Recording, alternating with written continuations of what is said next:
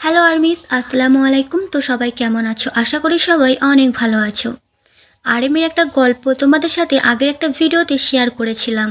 ওই ভিডিওটা যারা দেখেছো তারা আশা করি খেয়াল করেছো যে অর্ধেকটা কিন্তু সাউন্ড শোনা যায়নি, সাউন্ডটা মিউট হয়ে গেছে। তাই ভাবলাম তোমাদের সাথে পরের ভিডিওতে পার্ট 2 এনে সেটা শেয়ার করা যাক, তাই আজকের এই ভিডিওটা করা। তো আর কথা না বাড়ি ভিডিওটা স্টার্ট করছি, তোমরা দেখতে থাকো। আপনি যদি জিজ্ঞাসা করেন আমাকে কি এভাবে বাঁচতে হবে, তাহলে তার উত্তরে হবে হ্যাঁ, কারণ এটাই মানুষের জীবন। আমরা সীমাবদ্ধতার সাথে মানুষ যারা রোগ, দুর্যোগ, দারিদ্র্য এবং বিচ্ছিন্নতা সম্পর্কে উদ্বিগ্ন, এবং যদি আমরা দুর্ভাগ্যবান হই আমরা এক পর্যায়ে ছুরির নিচে পড়ে যাই। জীবন খুব কঠিন, এবং আপনি যদি প্রতিটি মুহূর্তে উপভোগ করার সময় বেঁচে না থাকেন তবে এক পর্যায়ে আপনি হতাশা এবং উদ্বেগের অযৌক্তিক এবং বিকৃত লেন্সের মাধ্যমে আপনার জীবনকে দেখবেন, এবং এটি শেষ পর্যন্ত অসহনীয় হয়ে উঠবে।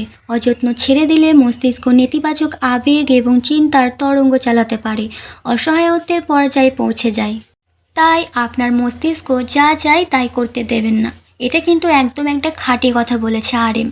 কারণ মন এবং মস্তিষ্ক সবসময় কিন্তু ভালো জিনিস করতে উৎসাহিত করে না। এটা আমাদের ইসলামেও বলে যে মন কিন্তু সবসময় তোমাকে ভালো জিনিস করতে উৎসাহিত করে না, কোনো সময় তোমাকে খারাপ কাজ করার জন্য উৎসাহিত করে। তাই আপনার মন এবং মস্তিষ্ক যা চায় তাই করতে দেবেন না।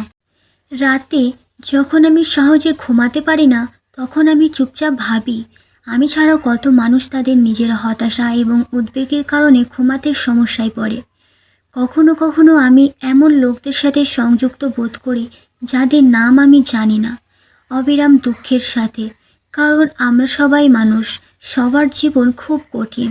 তারপর আমি গুজবের দরজা বন্ধ করি, আমার বাহুতে কম্বলের অনুভূতি উপভোগ করি, এবং আমার পরিবারের শ্বাস প্রশ্বাসের শব্দে নতুন আনন্দ খুঁজে পাই, যা আমি সর্বদা শুনেছি। তাই আবার আমি বর্তমান মুহূর্তে বাস করি, অতীতে বা ভবিষ্যতেও নয়। তো আর্মিস, তোমাদের কাছে আরএম এর এই গল্পটা কেমন লেগেছে অবশ্যই আমাকে কমেন্ট করে জানাবে। আর ভিডিওটা ভালো লাগলে অবশ্যই তোমরা ভিডিওটাতে একটা লাইক করে পাশে থাকবে। তো দেখা হচ্ছে পরবর্তী কোনো ভিডিওতে। ততক্ষণ ভালো থাকবে, সুস্থ থাকবে। আল্লাহ হাফেজ, টাটা।